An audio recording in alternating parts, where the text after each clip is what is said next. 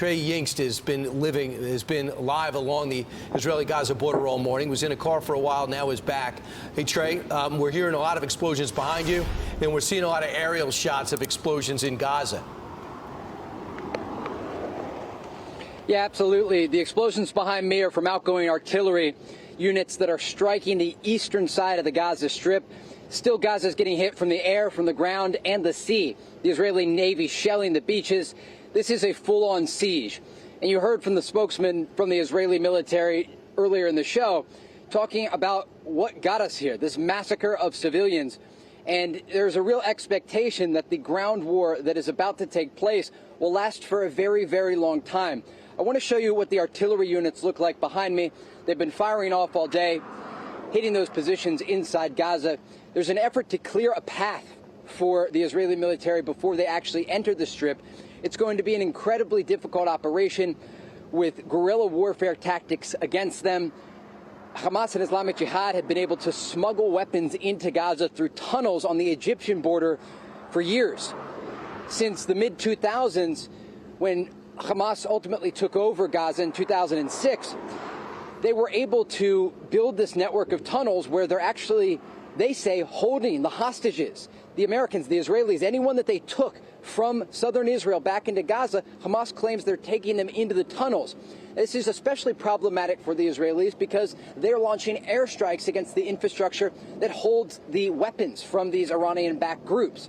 So when we talk about what this situation is going to look like, it is not going to be one of the traditional events that you see here in this region when it comes to Israel and Gaza. Many times we've covered 3- and 4-day operations. Back in 2021, there was an 11-day war between Israel and Gaza, and even a 51-day war back in 2014. There's an understanding this is different. This is a matter of life and death for Israel, and this is something that will not be over in a short period of time. That's what we're told from the military, and based on what we see on the ground, not just from these artillery units, but from the soldiers and from the many people that we've spoken with, this is the sense that we get on the ground. Yeah. Lawrence. Trey, you know, I know you're plugged in and you have sources within inside of the military. I know the ground troops are waiting to go in from that order from the Prime Minister. What is the calculation? What is the weight right now for those ground troops? The Israelis have strategic patience on their hands, and I'm going to have my cameraman pan over to this middle unit right here, and you're probably going to see some more artillery come off just over those treetops there. The idea for Israel right now is to wait and to be strategic. Right. They don't have to rush into Gaza. They can take their time moving as many forces here because this is not a simple operation. It does not mean that there is not an urgency in the Israeli military because of the hostages that were taken, but there is an understanding based on their intelligence and what we know about the tunnel network inside Gaza that it's not going to be something simple. They cannot just go in and rescue these people. They're going to need to take territory, and they have to do that in an efficient way and in a way that doesn't get the first initial units killed. And so they're going to be up against roadside bombs, RPGs, small arms fire, a civilian population that hates them in many cases, and a militant organization that runs the Strip, Hamas, with smaller factions like Islamic Jihad, PFLP, all of these organizations that build rockets, right. They can build weapons, and we have seen with our cameras that they can build bombs. And so that's what Israel needs the time to prepare for. Surely. And Trey, I was just reading, thousands of Israelis have volunteered to dig graves, which speaks volumes about what is happening there. But many funerals near the border with Gaza, where you are, can't be held because of the military action that we are seeing behind you and we are hearing. You mentioned in the last hour that you have been in contact with Hamas. What do they say? How's it going for them right now? Overhead, you can hear an Israeli fighter jet going back and forth. We're right here along the border, and they're still striking targets inside Gaza. I did speak with a Hamas official, and I spoke with him again today. And this is someone that I have known for a very long time, a source of mine from my reporting inside Gaza, who generally answers questions that I ask. He's been avoiding questions about the civilian massacre that took place here on Saturday morning, saying things like the land will not be taken, from the Palestinians, and also saying things like the situation is very difficult for them inside. So it's a lot of propaganda from Hamas. It's not a lot of solid information about what's truly happening inside, although we do know, according to the Palestinian Health Ministry, more than 1,000 people are dead inside Gaza. Hey, I do want to note just one other thing about... Trey, sorry to interrupt you, but apparently our producers are telling us there's sirens going off in, is it central Israel? Yeah. They said central part of Israel.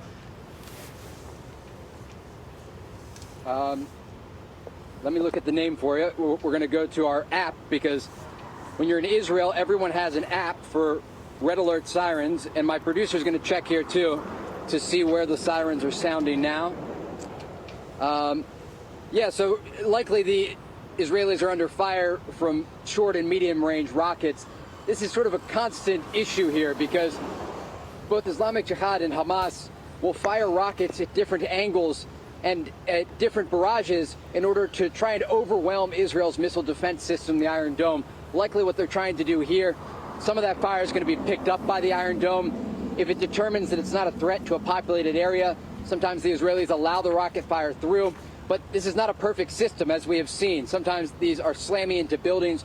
We saw earlier this week as one in Ashkelon, a city very close to here, slammed into the side of a building. So it just gives you a sense of what Israel is facing. And when that happens, people get an alert on their phones, and they have to immediately go to shelters and wait there until they hear the explosions overhead and they get the all clear. Oh, man. Tel Aviv? Okay, so I'm told by my producer right now they're firing on Tel Aviv. And you thought it was short to medium range missiles? Yeah, so if they're firing on Tel Aviv, we're looking at medium to long range missiles. Now, Tel Aviv does have good air defense systems. When this started, I was on the balcony of my apartment watching as the rockets were intercepted overhead, some of them slamming into the sea. But it is an escalation when the factions inside Gaza fire on Tel Aviv. And so we know this, and we know that it could be their way to send a message as a response to the strikes in Gaza. It also could just be the fact that they are varying the length at which they fire, because they don't have enough rockets to constantly fire on Tel Aviv. Sometimes they'll fire on the communities here along the border, and other times they try to hit heavier populated areas. Tel Aviv is Israel's second largest city. It's a city with a beach on the Mediterranean. There are a lot of nightclubs and restaurants and bars, but today they're all closed. People are at home. They're doing everything they can to help the war effort, because there's an understanding that this is a very active conflict and Israel needs all the help that it can get. When you look at the Hamas missile stocks, I know 5,000 was shot off in 20 minutes on Saturday. What do they tell you the Israelis think that they have? It's a great question, because there was intelligence that we received last year saying that Hamas had around 15,000 rockets, the Israelis believed. And they thought Islamic Jihad, the second largest faction inside Gaza, had around 6,000 or 7,000 rockets. So you can do the math. Eventually they will run out of rockets, or they will run low on rockets. By that time, likely the fighting will be taking place inside Gaza, and you'll see less rocket fire toward major population centers. The attack that took place on Saturday is not the normal situation along the border. There are occasionally infiltration attempts. And so that's why when people initially saw rocket alerts, they knew something was wrong, but they could have never imagined that this was going to be a massacre of 1,200 people. And so we do know they have thousands of rockets, they have small arms, but they don't have an unlimited supply of rockets. They can make rockets inside Gaza, but many of those manufacturing sites are going to get destroyed in the airstrikes that are taking place right now, and the artillery fire from behind me. They are building these rockets not just underground, but also in apartment buildings sometimes, and they're storing a lot of the rockets in civilian areas. Another challenge for the Israeli military as they try to work their way into Gaza during this operation whenever it does kick off. Indeed. All right. Trey, thank you very much for joining us today. Stay safe. Thanks, Trey.